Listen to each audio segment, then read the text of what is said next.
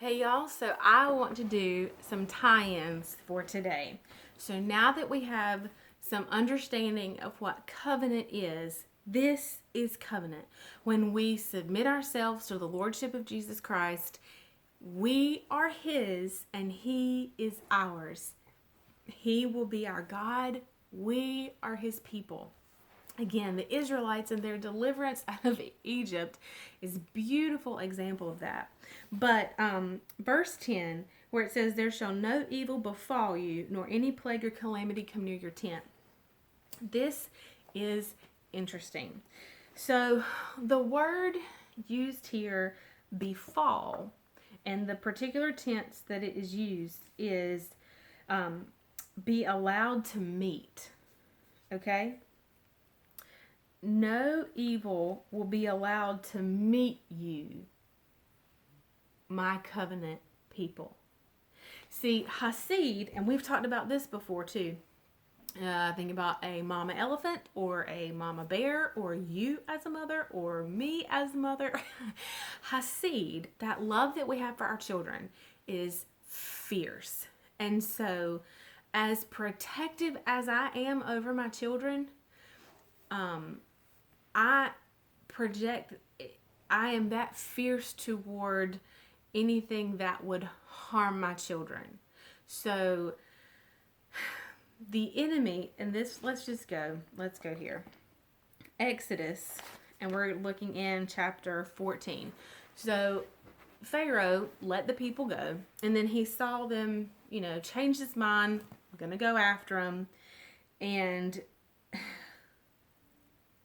when Pharaoh drew near, the Israelites looked up, and behold, the Egyptians were marching after them. And the Israelites were exceedingly frightened and cried out to the Lord. They said to Moses, "Is it because there are no graves in Egypt that you have taken us away to die in the wilderness? Why have you treated us this way and brought us out of Egypt? Did we not tell you in Egypt, 'Let us alone, let us serve the Egyptians'? For it would have been better for us to serve the Egyptians than to die in the wilderness." Man, they just did not know, did they? Moses told the people, "Fear not, stand still, firm, confident, and undismayed, and see the salvation of the Lord, which He will work for you today. For the Egyptians you have seen today, you shall never see again. The Lord will fight for you, and you shall hold your peace and remain at rest." The Lord said to Moses, "Why do you cry to me? Tell the people of Israel to go forward. Lift up your rod and stretch out your hand over the sea and divide it, and the Israelites shall go through, or shall go on dry land through the midst of the sea." And then it says, "The Egyptians will go in after them. I will gain honor over Pharaoh and all of his hosts, his chariots, and his horsemen. The Egyptians shall know and realize that I am the Lord when I have gained honor and glory over Pharaoh, his chariots, and his horsemen. And the angel of the Lord God, the angel of God who went before the host of Israel." Now, the angel of God here is Jesus. Let's see, footnote here in Genesis 16:7, which that's where God's talking to Abraham. But let me just go back here. 16:7. The angel of the Lord, or of God, or of His presence, is readily identified with the Lord God. It's obvious that the angel of the Lord is a distinct person in himself from God the Father. Nor does the angel of the Lord appear again after Christ came in human form. So he must of necessity be one of the three in one Godhead. The angel of the Lord is the visible Lord of the Old Testament, as Jesus Christ is of the New Testament. Okay?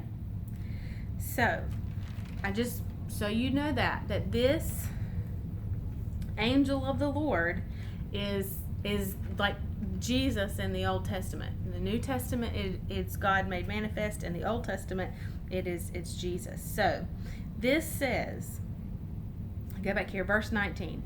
"And the angel of God who went before the host of Israel moved and went behind them, and the pillar of cloud went from before them and stood behind them. coming between the host of Egypt and the host of Israel. He came between Israel and Egypt. Think about the fierceness of a mama.